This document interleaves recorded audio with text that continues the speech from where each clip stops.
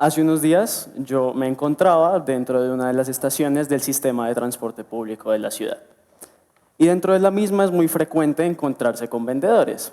Unos ofrecen esferos, otros ofrecen dulces, pero esta vez llamó mucho mi atención que aquel vendedor con el que yo me encontré vendía solamente productos alusivos a este hombre, Pablo Escobar, uno de los narcotraficantes más infames de toda la historia. Estadísticas de la revista Semana le atribuyen 623 atentados que dejaron la muerte de 402 civiles y dejaron otros 1.710 más heridos.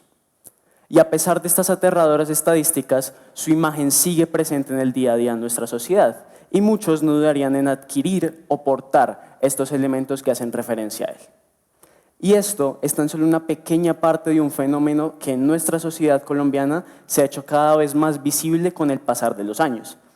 Y es que, a pesar de que muchos, como yo, nos quejamos de que Escobar sea la imagen que se ve de nuestro país en el extranjero, pues a pesar de todo esto, en el imaginario colectivo de nuestra sociedad y para muchos en muchas regiones, es un héroe.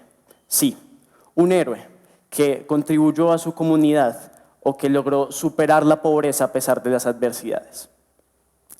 Pero Escobar no es un caso único, y esto no es para nada novedoso.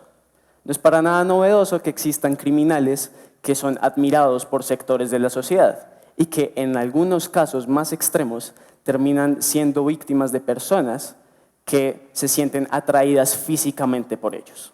Y por poner otros ejemplos, Ted Bundy, acusado de homicidios, secuestros y agresiones sexuales, pero que en prisión recibió miles de cartas de un grupo de personas que se obsesionó con él tras su arresto. O Jeffrey Dahmer, que también sufrió una situación similar cuando fue encarcelado por ser un asesino serial y recibía, además de cartas, regalos y dinero de sus admiradoras. Todos estos casos son ejemplos de algo que podemos englobar en un concepto llamado ibristofilia. Ahora bien, sé que es un concepto que suena un poco extraño y que la mayoría de personas no conoce, pero es muy sencillo de entender.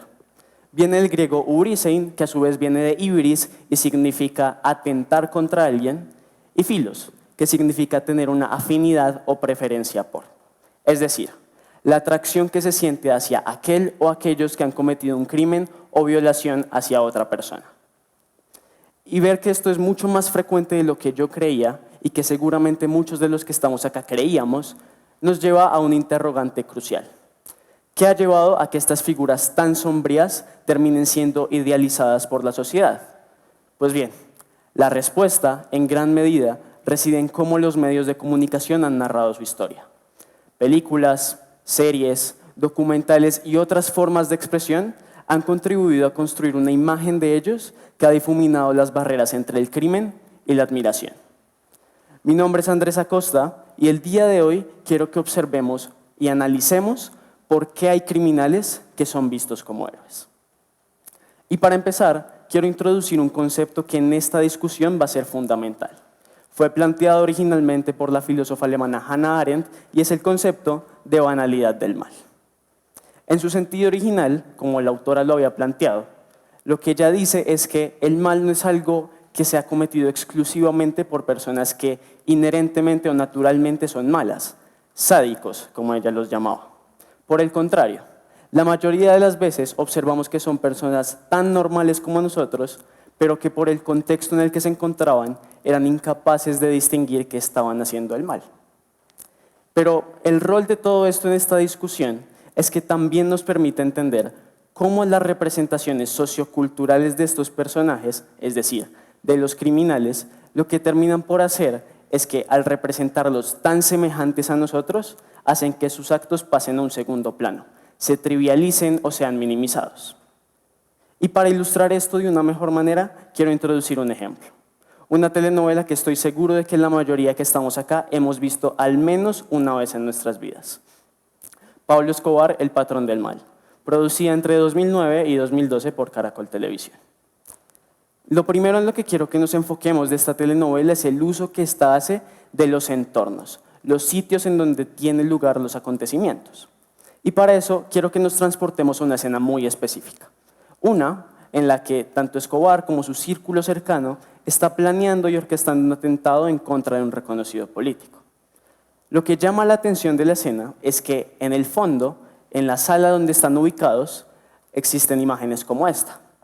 Una imagen del Sagrado Corazón de Jesús, así como un altar dedicado al Santo Niño de Atocha. Simbología religiosa que es ejemplo de un concepto que Walter Benjamin llama imágenes subterráneas.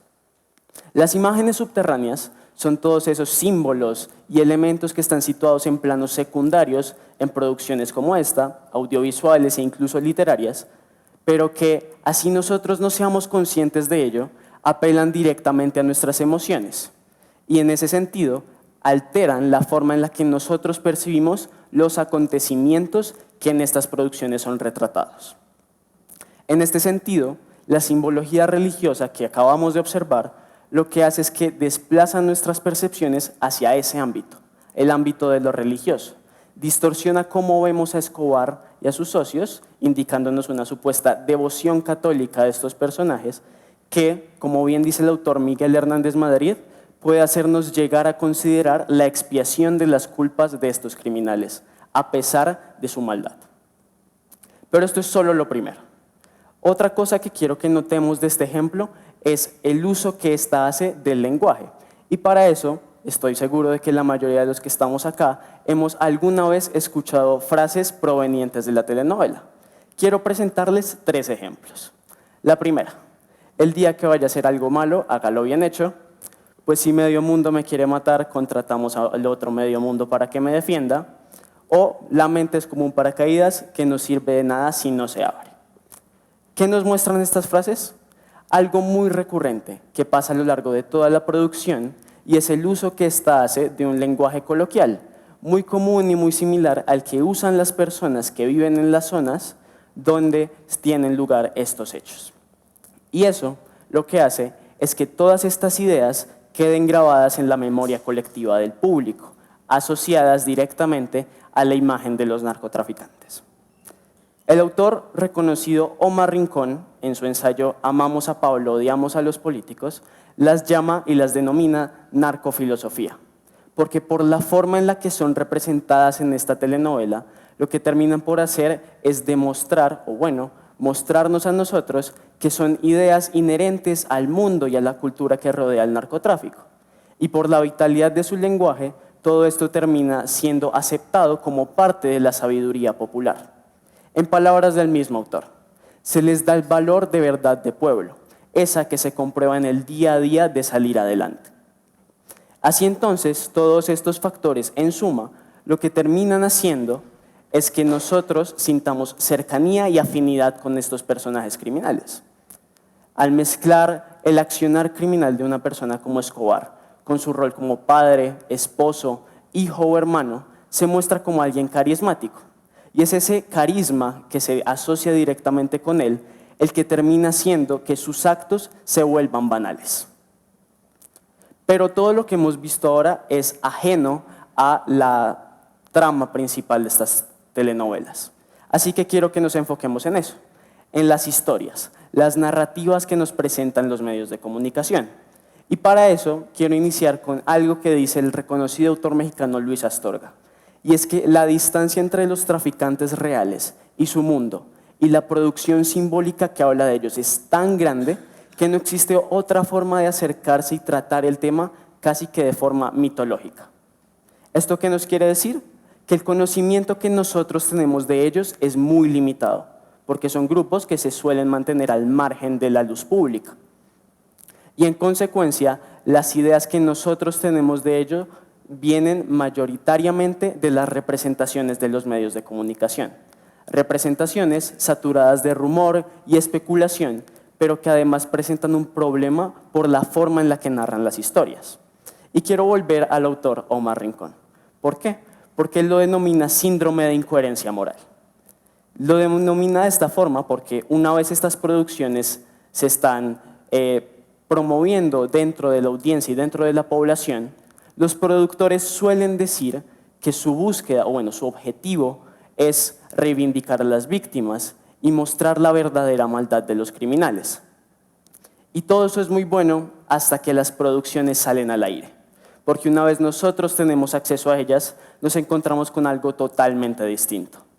Nos encontramos que termina por justificar el accionar de los criminales desde ideas como que la realidad social los obligó a hacer ciertas cosas, o incluso personajes que aparentan ser el reflejo de nuestras creencias provenientes de la cultura popular.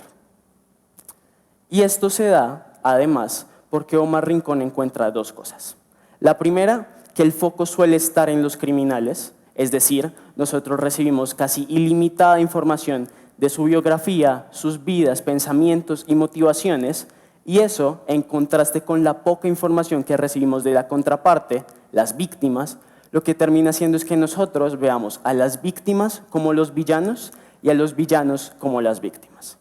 Pero además de eso, existe claramente el afán de los medios de comunicación por atraer a cuanta audiencia sea posible, explicado en términos mucho más simples como el rating de televisión.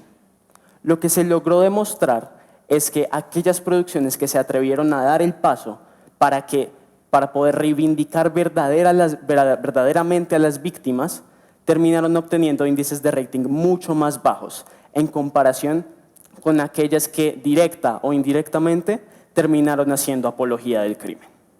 Y así entonces, los medios, mediante estas representaciones simbólicas, lo que han terminado por hacer es promover una imagen del mundo del narcotráfico caracterizada por una estética de lujos, muy ostentosa, que ha terminado por resonar en generaciones como la mía.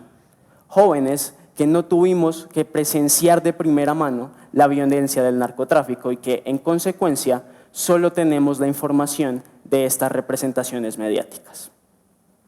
Así entonces, un joven criado en condiciones de precariedad, acostumbrado a la violencia en su entorno y, además, con estas representaciones mediáticas que le presentan una imagen positiva del crimen, puede terminar viendo en este su única forma para alcanzar superación y reconocimiento. Estas representaciones han contribuido a que el crimen se ha visto como un medio legítimo para ascender social y económicamente. Y observar todo esto nos invita a reflexionar acerca del rol que tanto los medios como la sociedad tienen para prevenir estos hechos.